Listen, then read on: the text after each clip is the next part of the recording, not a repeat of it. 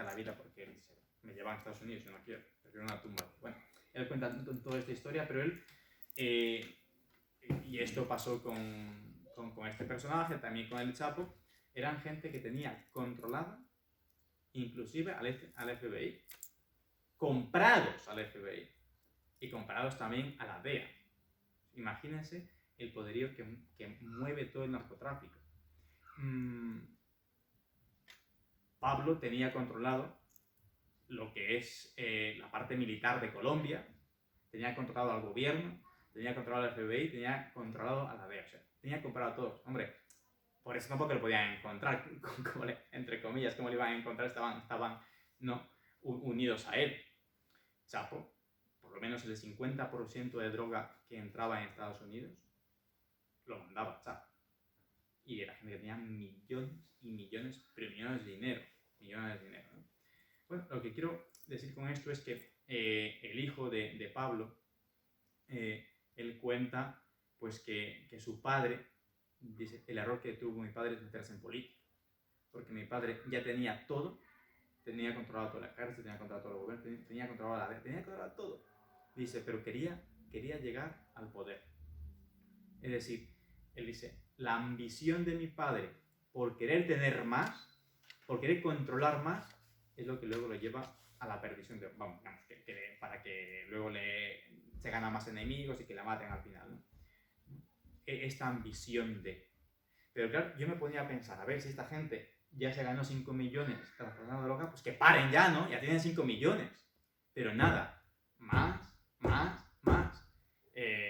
Pablo, por ejemplo, tenía una hacienda en Nápoles, pero impresionante, con aeropuerto, o sea, para aviones inclusive, para helicópteros, tenía un zoológico, había comprado tigres, había hecho una barbaridad, unas lagunas artificiales, una locura.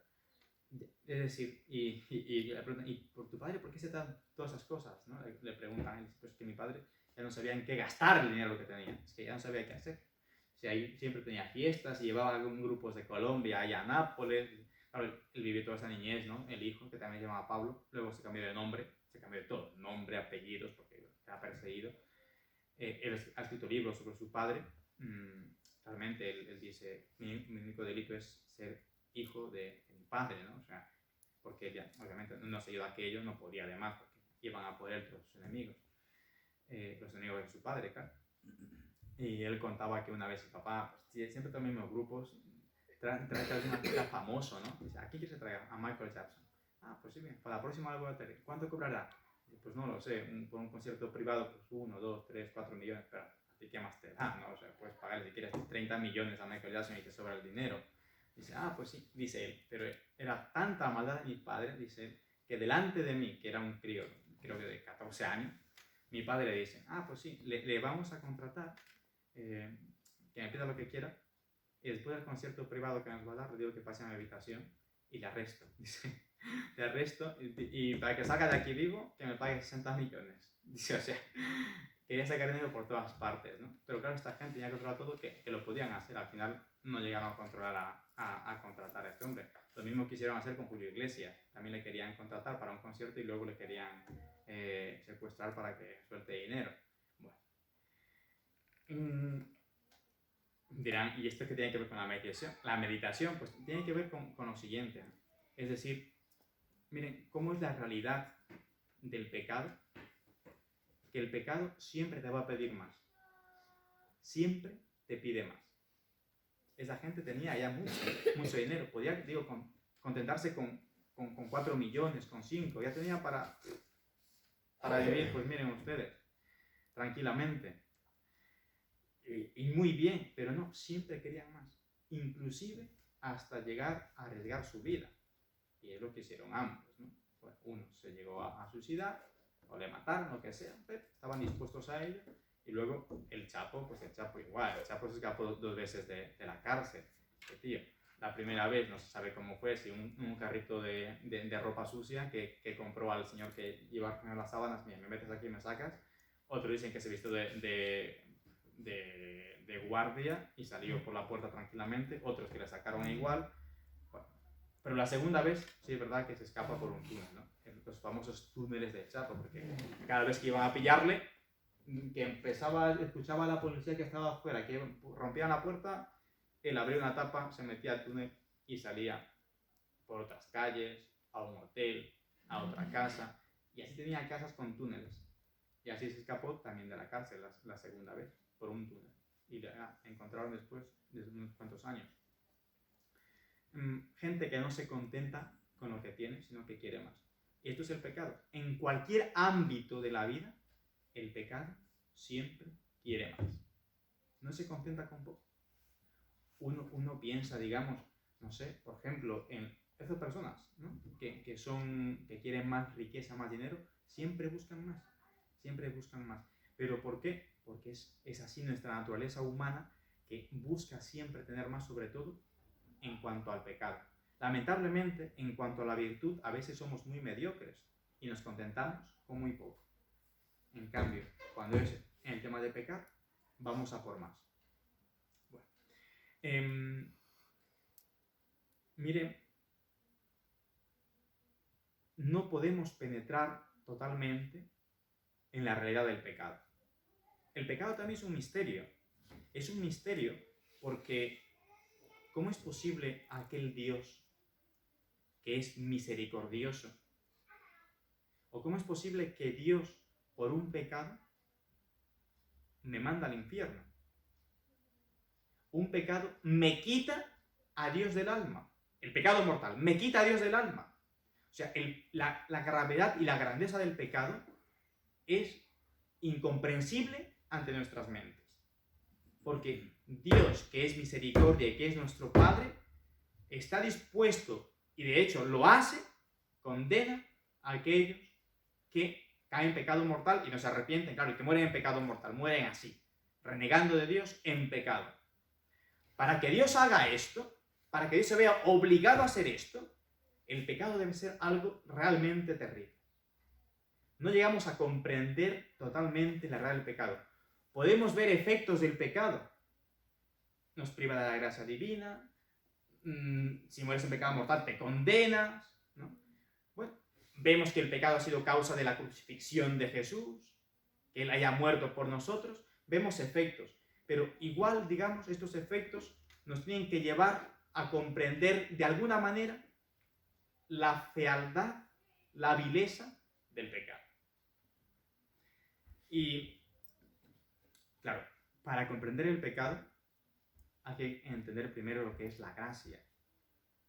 ¿Qué es la gracia? La gracia divina. Mire, Santo Tomás llega a decir que tener la gracia de Dios en nuestras almas significa que hay algo en Él sobrenatural que proviene de Dios. Miren, qué bonito, ¿eh? Vivir en gracia de Dios es tener en nosotros algo sobrenatural que proviene de Dios. Como es sobrenatural, obviamente, que proviene de Dios. Pero es que vivir en gracia de Dios, dice, no es otra cosa, Santo Tomás, que la participación en la naturaleza divina, que excede a toda naturaleza creada. Vivir en gracia es participar de la naturaleza divina. Estar deificados, estar santificados de esa manera, porque Dios está en nosotros. Pero esto, qué poco, claro, como no lo ves, como vivimos en un mundo tan materialista que lo que cuenta es lo que tocas, lo que ves, ¿no? Lo que puedes palpar, lo que puedes gastar, porque tienes. Pero en cambio la gracia no la estimamos porque no la vemos como tal. Bueno, como no es algo material, te parece que no tiene importancia, pero es que vivir en gracia de Dios es participar de la vida divina de Dios. Dios, que es eterno, Dios, te da su vida, te da su vida. Y eso es vivir en gracia de Dios. Tener en mí algo sobrenatural que proviene de Dios, y ese algo no es otra cosa que la misma vida de Dios en mi alma. Solo Dios puede darnos la gracia, porque solo Dios puede deificarnos. Pues es imposible, digamos, que alguien, otras personas o otras cosas nos den la gracia de Dios. porque solamente Dios puede hacernos participar de lo que Él es, ¿no? De lo que Él es, que es justamente su vida divina. Pues, por eso, vivir en gracia de Dios es lo mismo que vivir en un cielo. Porque, ¿qué va a ser el cielo? Sino vivir solamente de Dios, contemplando a Dios. Por eso los santos siempre han comprendido la fealdad del pecado. Por eso los santos siempre han oído del pecado. Por ejemplo, ¿no? Esta frase tan famosa que ustedes deben conocer y conocen desde luego, de Blanca de Castilla, que le dice a su hijo, San Luis Rey de Francia, le dice: hijo, prefiero verte muerto antes de cometer un pecado mortal. Imagínense, San Luis Rey de Francia, con todo lo que él tenía, con todo lo que él podía, pero estas madres sabían que por encima de todos los bienes creados está el bien increado, que justamente es Dios. La gracia es algo creado, desde luego, Dios lo pone en mi alma, pero es algo creado, no es otra cosa que la participación de su vida divina. Por encima de todos los bienes creados, por encima de todo lo material, está la gracia de Dios. Oye, cuando yo veía a estos personajes como el Chapo y Pablo, digo, ojalá me dejaran ir a confesarles. Yo creo que son gente que seguramente, qué gracia, porque inclusive cuando una vez cuando fueron a buscarle al Chapo a su casa y entraron todo lo demás y él se escapó, se volvió a escapar, encontraron una estampita de la Virgen de Guadalupe. O sea, imagino que le rezaría para que la vea bien en el negocio, ¿no? Porque es que, bueno, México, si no tienen a la Virgen de Guadalupe, no son nada. Inclusive hay un canto de estos, de los mexicanos, una ranchera de estas, que dicen que me matan por llevar a la guadalupana, ¿no? Encontraron una virgen, dice la canción, encontraron una Virgen de Guadalupe, una imagen, debajo del sombrero. O sea, llevaban a su Virgen ahí, iban a luchar pues, con ese grito, ¿no? Viva la Virgen de Guadalupe, viva Guadalupana, viva Cristo Rey, como morían ellos. Bueno, son gente, digamos, que de alguna manera tiene esa fe, pero ellos saben, luego, yo creo que ellos luego se arrepienten de todo, es decir, ¿de qué me ha servido todos los millones de dinero que tengo si al final termino como termino en una cárcel? Porque el Chapo está volviendo loco. Está en una habitación pequeñita, creo que es como todo esto de la habitación, nunca le apagan la luz, le han quitado el reloj, no sabe si está de día o de noche. Está que se vuelve loco el hombre, desde luego. Bueno, el otro día está muerto. Y le han llevado a Chapo a Estados Unidos, a la cárcel más segura del mundo, donde están los más altos narcotraficantes. No se sabe lo que harán con él. Decir, ¿por qué, por ejemplo, conozco una señora de bastante dinero, pero millones, que tampoco sabe lo que tiene esta señora? No voy a dar pistas porque puede ser que intuyan quién es, pero una locura de millones. Dicen que cuando se murió la madre le tocó por parte de la madre 600 millones de euros solamente, ¿no? Y luego falta que se muera el padre. O sea, el padre tiene 29 años, ya se va a morir pronto, o sea, y luego le va a tocar todo lo del padre, o sea, tiene una locura. Entonces, me dio un donativo para la parroquia ahí en Cañada del Hoyo. Bueno, eso es lo que te da una propina al hijo por un día, te puede dar, ¿no? Pero es una locura. Pues, como estamos con esta señora, luego, digamos, se nota todo el agobio interno que lleva. De un montón de cosas. Que se murió la madre, que su hermano se suicidó, que la hija vivió una vida perdida, que tiene hijos por aquí y ha querido, pues, por ejemplo, abortar, ella se ha interpuesto para que luego tenga el hijo y le den a ella, ella crea a uno de los hijos de su hija. Pues, así, le notas todo ese agobio que lleva dentro. El dinero no te da todo aquello. Es decir, el pecado, cuando vives en ese ambiente de pecado o de poder o de tener más, siempre te queda el agobio interno. Miren, ¿cómo podemos conocer algo del pecado? Su vileza y su fealdad. Quizá lo podemos conocer por sus efectos, ¿no? Por ejemplo, cuando pecamos nos convertimos en bestias, en animales. Y los pecados engendran en nosotros costumbres bestiales y hábitos viciosos. ¿Sí? Un pecado continuamente repetido se convierte en un vicio. Y el vicio es justamente aquel que domina nuestra libertad. Tanto es el pecado que perdemos hasta la libertad muchas veces en muchas cosas. Los que viven en la drogadicción no tienen esa fuerza de voluntad para poder salir. ahí en Perú yo iba a dar charlas a un centro de rehabilitación de drogadictos o de alcohólicos y todo esto. Llegaban gente que dice, madre mía, ¿cómo es posible que el pecado te pueda dejar, la droga te deja destrozado? Pero son gente que no puede, están ahí 1 o 2 años, claro, allí no pueden consumir nada, entonces ya de alguna manera se han controlado, parece que están bien, están fantásticos, salen. 3 meses después, otra vez les ves dentro. Les dice, ¿qué ha pasado? Dice, padre, no se puede. Tienes un hábito dentro, es que sabes que está mal, sabes que es que no puedes. Y cuando ellos empiezan a caer, muchas veces dicen, mira, voy a regresar, ahí mismo regresan, porque saben que no van a poder, ¿no? Se necesita una gracia especial de Dios para salir de todos estos vicios. Y así con cualquier pecado, pues con el pecado de lujuria igual. ¿Claro? El pecado de lujuria es un pecado que siempre te va a llevar a más. Lo que has empezado con una chica, luego se convierte con una niña, después te lleva a la bestialidad.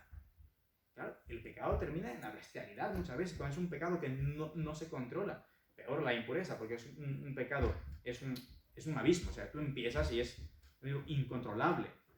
Que se puede salir, desde luego, sí, de cualquier pecado se puede salir, pero luego es mucho más difícil, porque lo que has bajado, tienes que subirlo.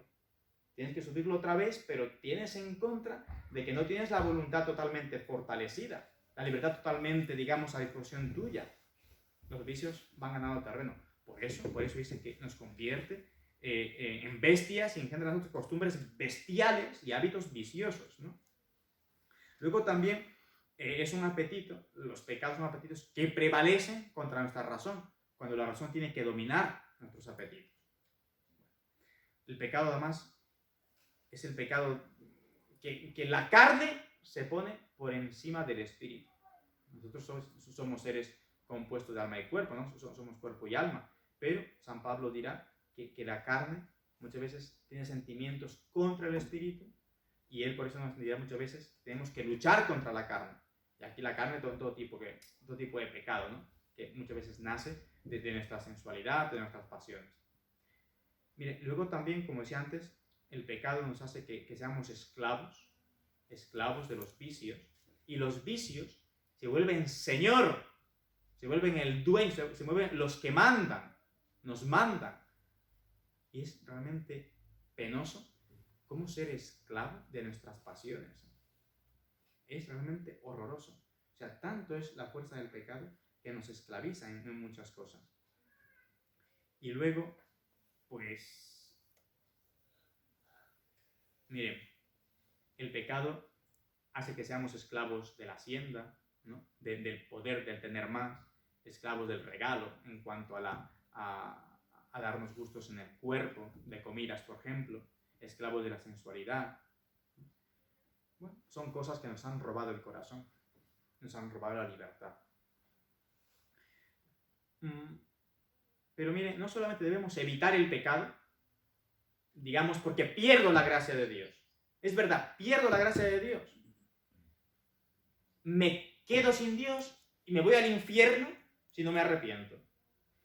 Ya es un motivo para evitar el pecado mortal en nosotros y también hacer que otros lo eviten en sus vidas, ¿no? Pues los padres tienen la responsabilidad de educar a sus hijos, enseñarles a vivir en gracia de Dios.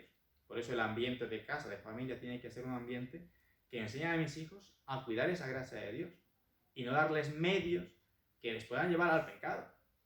Darle ahora a un niño un móvil de 10, bueno, cuando llegué al pueblo, había un niño de 8 años que tenía móvil, ya tenía Instagram, tenía todo, 8 años. ¿Qué hace un niño con esa bomba a esa edad? Son medios que te llevan a la perdición. También los padres tienen la responsabilidad de saber educar a los hijos en la gracia de Dios. Además, eso es su principal obligación. Enseñar a los hijos a vivir en gracia de Dios. Por eso, amar a Dios. Si uno ama a Dios de verdad, vivirá en gracia de Dios. Si por desgracia cae, pues sabrá levantarse porque sabe que por encima de todo está Dios. Pero es decir, enseñar a los hijos a amar a Dios. Bueno, pero no solamente evitar el pecado porque me puedo condenar, sino hay otro motivo para evitar el pecado, para no pecar. Miren, y ese motivo es el mismo Cristo. Sabemos que Él ha muerto por nosotros, sabemos que Él sufrió por nosotros, sabemos que Él se sacrificó por nosotros, por el pecado. Por nuestros pecados son la causa de su muerte. Bueno, sabemos aquello, pero no solamente debemos pensar el sufrimiento de Cristo como un sufrimiento que ya pasó, como un sufrimiento que él soportó en Getsemaní, en la flagelación, bueno, en toda su pasión, en su crucifixión. A veces pensamos, ¿no? Y es verdad, uno se pregunta, ¿de qué manera aún siguen afectando nuestros pecados a Dios? Dirán ustedes que aún sigue afectando nuestros pecados a Dios. Es decir, ¿aún le duelen a Dios, aún le duelen a Jesús nuestros pecados? Si a Jesús está glorificado, ¿no? Ha resucitado y su cuerpo está glorioso en el cielo. Su humanidad es glorificada. Esa humanidad, decimos, ya no puede sufrir, porque en el cielo no hay llanto, ni dolor, ni luto, como decimos en los entierros. Ya no hay llanto, ni dolor, ni luto, porque allí es gozo, paz y alegría eternas. Pero, entonces, ¿da igual pecar ahora? Es decir, peco si a Dios ya no le va a doler, ya no le va a ofender. ¿Esto es así? Pues no, no es así. A pesar de que Cristo esté glorificado en el cielo, su humanidad, a pesar de que ahí no puede haber sufrimientos corporales porque no los hay, de alguna manera Cristo aún sigue sufriendo por los pecados. Y por eso se habla del dolor de Dios, ¿no? Del sufrimiento de Cristo, aún ahora en el cielo. Es por eso que se aparece a Santa Margarita y que le dice: he aquí este corazón que tanto ha amado a los hombres y que no recibe de ellos más que ingratitudes, desprecios, sacrilegios y reverencias, sobre todo en el Santísimo Sacramento del altar. O sea, se queja aún ahora Jesús de lo que está recibiendo. Ingratitudes, desprecios, sacrilegios. No es un dolor corporal que él tiene, porque eso ya no puede sufrirlo, pero sí es un dolor, digamos, de alguna manera espiritual. El padre Mendizábal llama a esto el cuasi sufrimiento de Dios, una manera de sufrimiento. No solamente el sufrimiento corporal, que no lo tiene, sino un sufrimiento que sería de alguna manera espiritual, que aún le afecta. Es decir, el motivo para no pecar no solamente es el no perder la vida divina y no condenarme, sino es también además Cristo. Es decir, a ver, debo hartarme ya de pecar, porque debo dejar de ofender a Cristo, que aún mis pecados le siguen afectando. Bueno, pues miren, algunos textos bíblicos que justifican, digamos, que aún Cristo sigue sufriendo. Por ejemplo, el de Getsemaní, ¿no? El que cuenta Marcos, dice: tomó consigo a Pedro, Santiago y Juan y comenzó a sentir pavor y angustia. Les dijo entonces: mi alma está triste hasta el punto de morir. Quedaos aquí y velad. Bueno, se adelantó, sabemos todos, y suplicar al Padre pues, que libre de este cáliz, pero no se haga mi voluntad sino la tuya.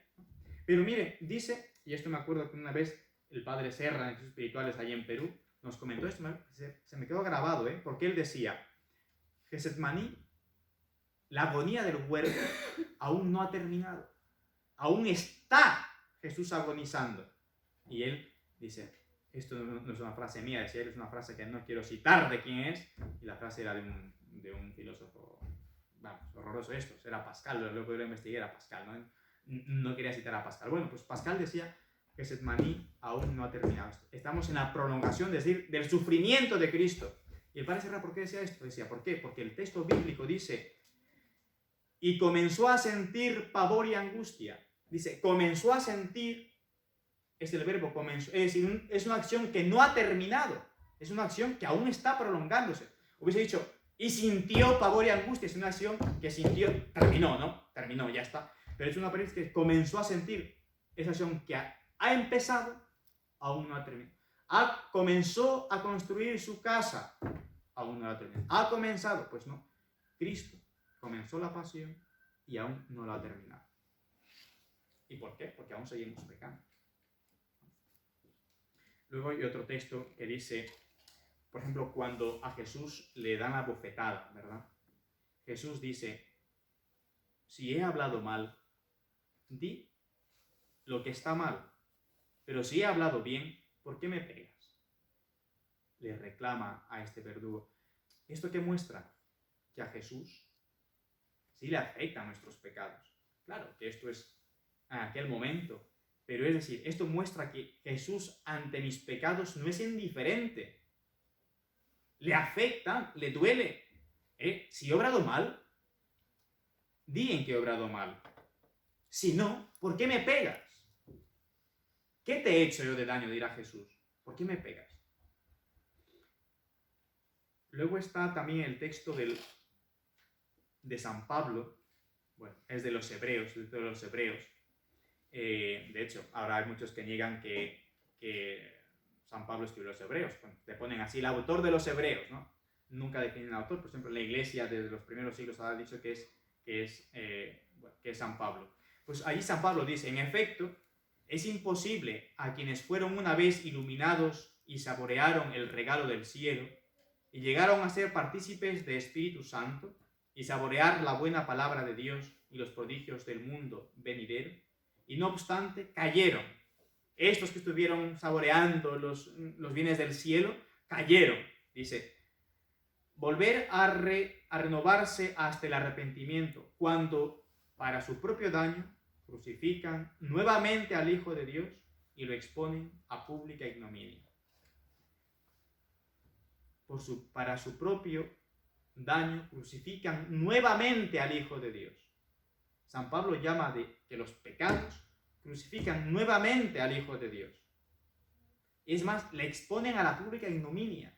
Exponemos a Dios en mi alma, en mi vida, y públicamente más aún, con toda la porquería que hay en este mundo, en medios de comunicación y todo lo demás, está hecho para burlarse de Dios de una u otra manera. Bueno, pues esto digamos que tengamos en cuenta de cómo los pecados siguen afectando a Dios, siguen ofendiéndole a Dios, siguen causándole dolor a Dios. Bueno, por eso debemos siempre en nuestra vida huir de todo pecado mortal, también de los veniales. Porque los pecados veniales, es verdad que 1000 pecados veniales, 1000 pecados, nunca se hace un pecado mortal, pero los pecados veniales van disponiendo mi alma a cometer pecados. Bueno, pues, y para ir terminando es decir, ¿por qué a Jesús le siguen ofendiendo mis pecados? La clave está, dirá el padre Mendizábal, la clave está en el amor.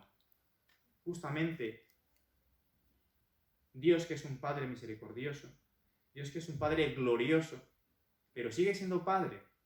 Y aún un Padre nunca se desatiende de los hijos.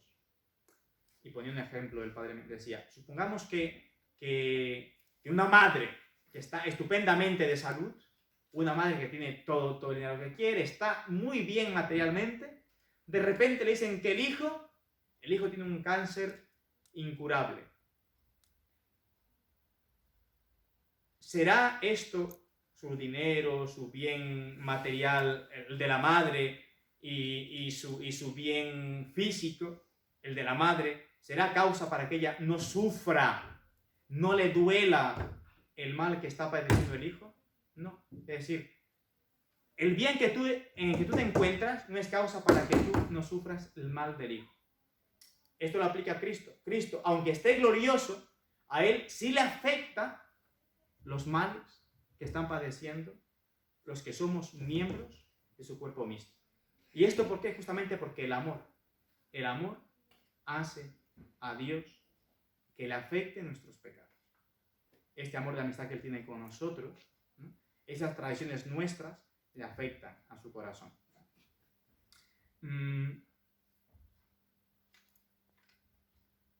El cuerpo místico de Cristo, ¿no? Todos sabemos esta realidad, que es justamente esto que nosotros somos parte del cuerpo de Cristo. Él es nuestra cabeza, nosotros somos sus miembros. Y miren, somos realmente miembros de Cristo. Por lo tanto, lo que hace un miembro, lo hace todo el cuerpo. Por eso el padre Serra decía que cuando yo peco, hago a Cristo pecador. Cuando yo robo, hago a Cristo un ladrón. Cuando yo cometo un pecado de impureza, hago a Cristo impuro. Es que hago a Cristo, ¿por qué? Porque lo que hace mi cuerpo repercute en la cabeza. Sí, lo que yo hago repercute en mi cabeza. Por eso San Pablo dirá, el cuerpo místico, dice, no, pues bueno, es que la mano no se desentiende del pie que ha pisado pues una espina, la mano va en ayuda de, y la boca, aunque no se ha clavado la espina en la boca dice, ¡au! ¿Por qué? Porque es toda la unión de todo el cuerpo, ¿no? Esto mucho más ocurre en el cuerpo místico, que es justamente Cristo en nuestra cabeza y nosotros somos su cuerpo. Pues vamos a pedir a la Virgen María que nos ayude a comprender el misterio del pecado, el horror del pecado, para evitarlo, porque perdemos la vida divina, porque podemos condenarnos, porque no sabemos ni el día ni la hora, por lo tanto hay que estar preparados. Y luego también, y sobre todo, por Él, por Jesús. Debemos de buscar consolar a su corazón. Por eso el motivo de la reparación. ¿Por qué reparamos los pecados? Justamente porque Jesús sigue siendo ofendido. Lo que yo hago ahora por Él repercute en su corazón. Cuando yo ahora evito pecados, hice que el día de la crucifixión Él sufriese menos. Si yo ahora evito pecados, estoy haciendo ahora que el día de Getsemaní Él agonizase menos. Pero si yo peco ahora, hice que el día de Getsemaní, de la crucifixión, Él sufriese más. Es la repercusión de nuestros pecados en la pasión, pero también la repercusión de nuestros pecados en la hora de Cristo. Que la Virgen María nos ayude a evitar los pecados y a vivir siempre en gracia de Dios, y ustedes a enseñar a sus hijos, los que tienen hijos, a enseñarles a vivir en esta gracia de Dios, enseñarles a amar a Dios. Sagrado corazón de Jesús, en vos confío. dulce corazón de María, Sé la salvación mía. Ave María purísima, Sin pecado concebida. San José, Ruega por nosotros. Santa María de Jesús, Ruega por nosotros. En este momento de meditación, que pueden ir ahí a la capilla, yo les aconsejo que en estos momentitos se dediquemos a meditar, que ya hablaremos luego después de la plática, pero ahora pues me dedico un momentito a meditar estas cosas.